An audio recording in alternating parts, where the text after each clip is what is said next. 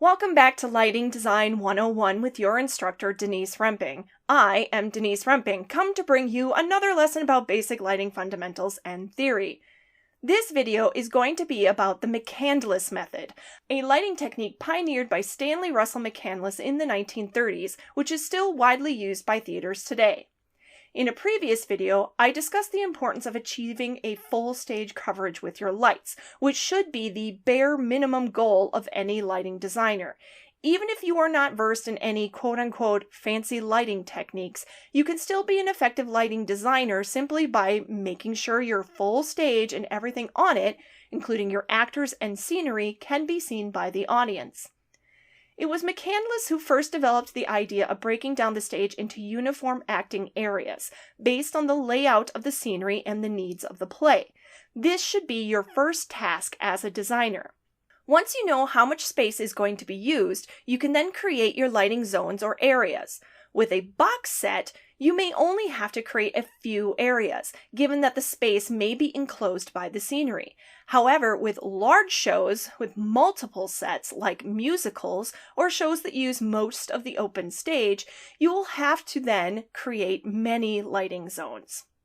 I had mentioned in a previous video that I would explain what a frontal light is. Simply put, a frontal light is any light that comes from the front if you are looking from the actor's perspective.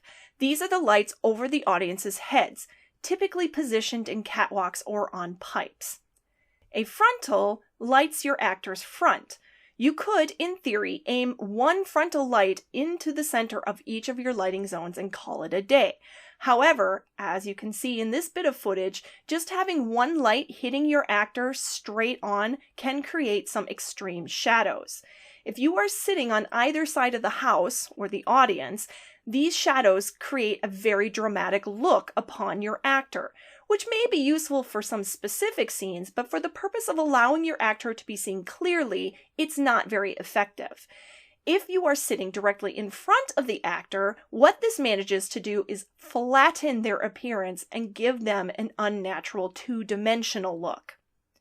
To combat this issue then, McCandless developed a technique that uses two frontal lights, one from one side of the actor and one from the other. Individually, these lights create drastic shadows. However, together, they cancel those shadows out.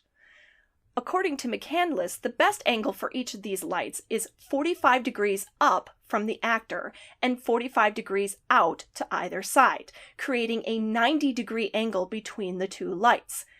Given the layout of many auditoriums, these particular angles may not be achievable, so the goal is to get as close to them as possible.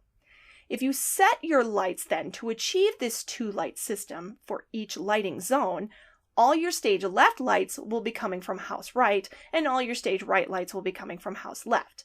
If you are working in a space with more than one catwalk or pipe, the zones further downstage will be lit from the catwalk furthest back in the house, and the zones upstage will be lit from the catwalk closest to the stage.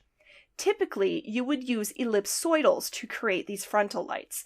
Ellipsoidals have long throws and can be placed several feet from your stage. So in large spaces especially, ellipsoidals will have the appropriate throw needed to light your stage from the front.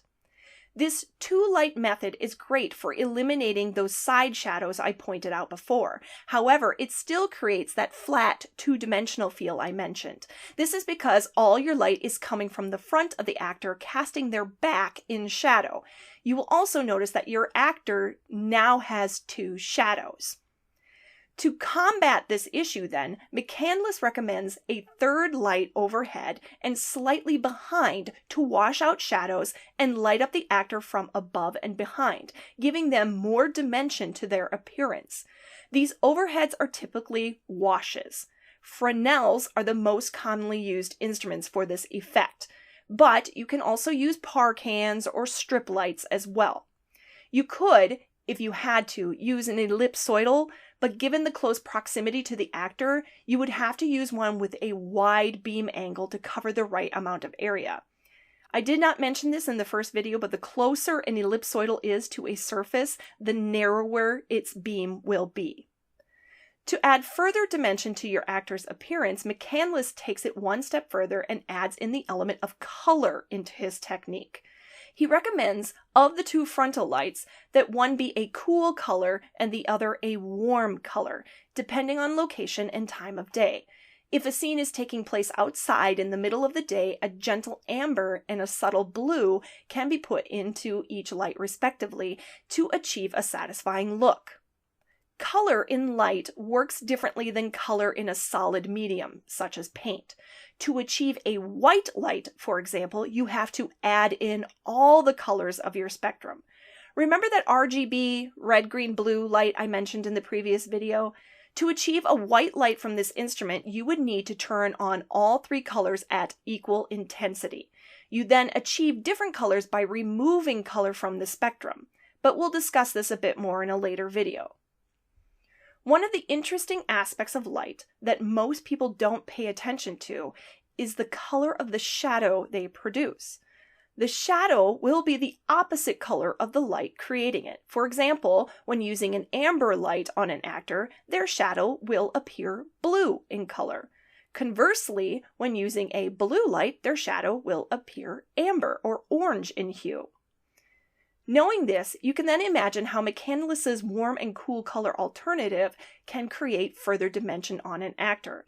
In this footage, I'm using an extreme variation of the warm and cool colors to create a look I often use for sunsets or scenes that take place in late afternoons. Take note of the shadows and how they take on an orange and blue color when the gels are put in.